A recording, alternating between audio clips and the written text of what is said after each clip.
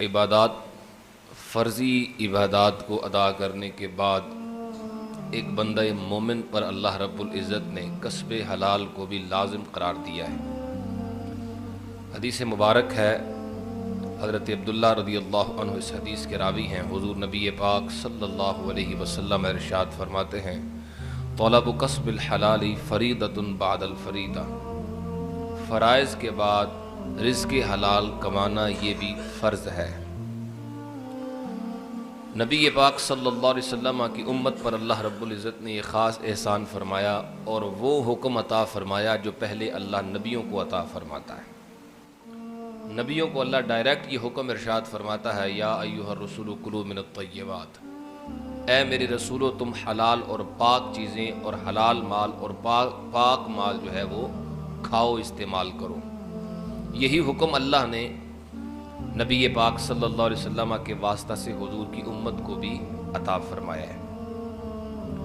وہ شخص جو کسب حلال تو کرے لیکن حرام حلال کی تمیز نہ کرے، حضور نے فرمایا ایک زمانہ آئے گا کہ لوگ اس بات کی بالکل پرواہ نہیں کریں گے کہ ان کے پاس جو رزق پہنچتا ہے وہ حلال سے پہنچتا ہے یا حرام سے۔ اور یقین فرمائیے یہ آج کا زمانہ ہے۔ بہت سارے احباب نمازوں کا اہتمام بڑے خوبصورت انداز میں کریں گے، باقی جو عبادات ہیں ان پر بڑی توجہ دیں گے، لیکن رزق کے معاملے میں وہ بالکل باریکی نہیں کرتے، توجہ نہیں دیتے، حرام حلال کی پرواہ نہیں کرتے۔ ایسی نمازیں اللہ رب العزت کی بارگاہ میں قبول نہیں۔ حدیث مبارک ہے، نبی پاک صلی اللہ علیہ وسلم فرماتے ہیں کہ لا يدخل الجنت جسد غذی بالحرام، حضور نے فرمایا وہ جسم جو حرام پر پلتا ہو، وہ جسم جسے حرام سے غذا پہنچتی ہو، ایسا جسم اللہ تعالیٰ جنت میں داخل نہیں فرمائے گا، جس کی غذا رزق حرام۔ اور اگر وہ نمازیں پڑھنی شروع کر دے، روزے رکھے، عبادتیں کرے، تو حدیث مبارک اس پہ بھی سن لیں۔ امام بہقی شعب الایمان میں اس حدیث کو لائے ہیں، فرمایا من اشتری ثوبا بعشرۃ دراہم۔ اب کچھ لوگ ہوتے ہیں وہ باقی معاملات ٹھیک حلال کاموں سے کرتے ہیں، حلال طریقے سے کرتے ہیں، حلال پیسوں سے کرتے ہیں، مگر کوئی بے احتیاطی ہوتی ہے تھوڑی بہت، وہ کہتے ہیں تھوڑی بہت دا خیر ہے۔ حدیث سن لیں، سرکار نے فرمایا من اشتری ثوبا بعشرۃ دراہم، کسی بندے نے ایک کپڑا خریدا 10 درہم کا، 10 درہم کا کپڑا خریدا، وفیہ درہم حرام، وہ 10 میں سے 9 درہم جو تھے وہ حلال تھے، ایک حرام کا تھا۔ حضور نے فرمایا اب وہ کپڑا وہ پہن لیا اس نے، مفہوم حدیث کا لم یقبل اللہ تعالی صلاۃ ما دام علی، جب تک وہ کپڑا اس کے وجود پر ہے اللہ اس کی کوئی نماز قبول نہیں کرتا۔ اندازہ فرمائے زیادہ اس کے جو پیسے تھے وہ حلال تھے، ایک حرام کا درہم تھا، کوئی نماز اللہ کے دربار میں قبول نہیں جب تک وہ کپڑا اس پر ہے۔ اللہ اکبر۔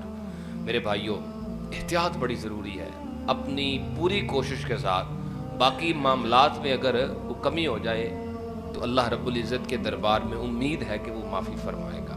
رزق حرام کے بہت زیادہ نقصانات ہیں، اور صرف خود انسان کو نہیں، اس کی اولاد، اس کے اہل خانہ، جن تک وہ رزق حرام پہنچاتا ہے، اس کے اثرات سب تک، اس کی نحوست پھر سب تک پھیلے گی۔ میں اکثر یہ کہتا ہوں، جس بچے کو والدین خود اپنے ہاتھوں سے رزق حرام کما کے کھلاتے ہوں، کیسے امید کر سکتے ہیں کہ وہ بچہ حلالیوں والے کام کرے گا؟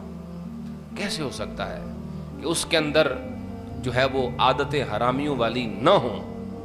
رزق حرام بھی، خون چونکہ اس سے پیدا ہوتا ہے، رزق سے، خون سے پھر آگے گوشت بنتا ہے۔ حدیث مبارک ہے، نبی پاک علیہ السلام فرماتے ہیں لا يدخل الجنت لحم نبت من سحت من السحت، حضور نے فرمایا کہ وہ گوشت جو حرام سے پیدا ہوا، رزق حرام سے وہ بنا اور پروان چڑھا، اس جسم کو اللہ رب العزت، اس گوشت کو اللہ رب العزت جنت میں داخل نہیں فرماتا۔ یہ ابتدائی قیامت کی بات کر رہا ہوں، ورنہ جب وہ سزا بھگتے گا اگر ایماندار ہوا تو پھر تو جنت میں جائے گا نا، لیکن ابتداءً وہ جنت میں نہیں جا سکتا۔ اور فرمایا وَكُلُّ لَحْمٍ نَبَتَ مِنَ السُّحْتِ کانت النار اولا بہ، حضور نے فرمایا جو گوشت حرام سے بنا ہو، حرام مال سے بنا ہو، وہ جہنم کے زیادہ قریب ہے، یا اس کے جہنم زیادہ قریب ہوتی ہے۔ اللہ اکبر۔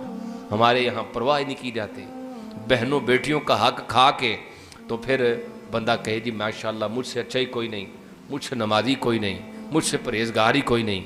ایسے تو نہیں، جس کا جو حق ہے اس تک پہنچاؤ۔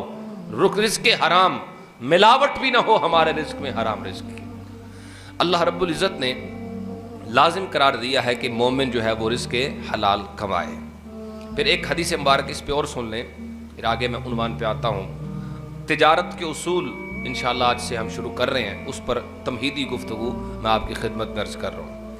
حضرت عبداللہ ابن مسعود رضی اللہ تعالیٰ عنہ ارشاد فرماتے ہیں کہ نبی پاک صلی اللہ علیہ وسلم نے ارشاد فرمایا لا یکسب عبد مال حرام فیتصدق منہ فیقبل منہ ولا ينفق منہ فیبارک لہ فیہ ولا یترکہ خلف ظہرہ الا کان زادہ الی النار۔ بالکل آسان کر کے میں اس کا مفہوم سمجھاتا ہوں۔ فرمایا جب کوئی بندہ رزق حرام کمائے، اس کی چند صورتیں ہیں کہ وہ ان پیسوں کا کیا کرے گا۔ کما تو لیا، اب کہیں خرچ بھی تو کرنے ہیں نا، وہ کیا کرے گا ان کا؟ فرمایا یا تو صدقہ کر دے گا، اگر صدقہ کر دے تو اللہ کی بارگاہ میں صدقہ قبول کوئی نہیں، یا یہ ہے کہ وہ اسے کہیں اور خرچ کر دے گا، یا رکھ لے گا جمع کر کے۔ دونوں صورتوں میں اس میں برکت کوئی نہیں۔ پھر فرمایا اگر وہ اس مال کو چھوڑ کے مر جائے، اس مال کو چھوڑ کے فوت ہو جائے، اس کے ورثے میں وہ شامل ہو گیا، حضور نے فرمایا الا کان زادہ الی النار، اب یہ جہنم میں جانے کے لیے زاد راہ ہے۔ زاد راہ سمجھتے ہیں نا؟ کرایہ۔ کسی بندے نے اپنا جہنم جانا آسان کرنا ہو اور وہ یہ سمجھے کہ جہنم کا کرایہ کیا ہے؟ جہنم کا کرایہ رزق حرام ہے، وہ کسی بھی صورت میں ہو۔